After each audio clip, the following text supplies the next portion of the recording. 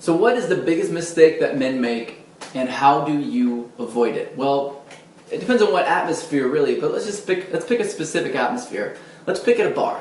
Let's think about a bar. Let's imagine you walk into a bar and you're by yourself, and you go up to the bar, you get a drink. Okay, so now we have a picture painted.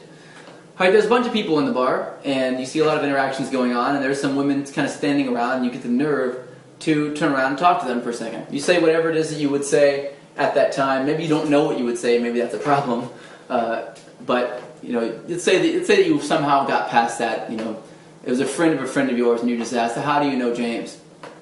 So they start talking to you. All right, it's kind of a little bit of a loud environment. So what do? You can't hear very well, so you lean in, right, like this. You go, "Well, okay." You hear them talk, and then you go talk back, and you lean forward and talk like this, and then you lean back again, and then you lean forward and listen again as she's talking, and then you lean back again, and pretty soon you're doing this, and this is called pecking. Pecking says to a woman subconsciously, "Hey, I'm not interesting or important enough for you to listen to. So, I'm going to bridge the gap as much as possible between my ear and your mouth and my mouth and your ear to make sure that you don't get bored by realizing I'm too much work and walk away. Because it's only a matter of time before you realize I'm not important or not interesting enough to talk to." Now, women do see this subconsciously, which means they're not thinking that logically. They're feeling that, which is way worse.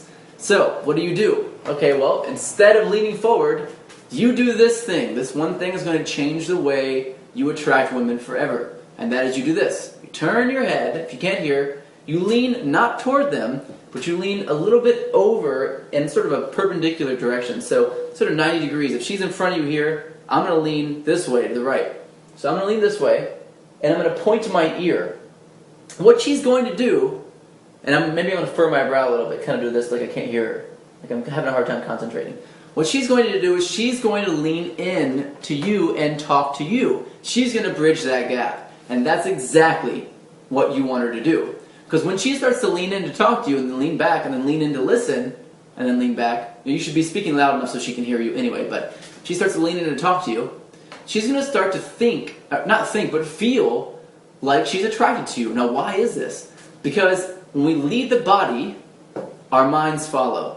Which means if I do something and go through the motions of physically doing something, then my mind associates that movement with some feeling. And women typically don't lean in to talk to a guy unless they're attracted to him. And so as they're leaning in, they become more attracted to you. It's kind of a ninja technique, and I want you to use it. It's fantastic. It's how to avoid that one. I see this problem a lot.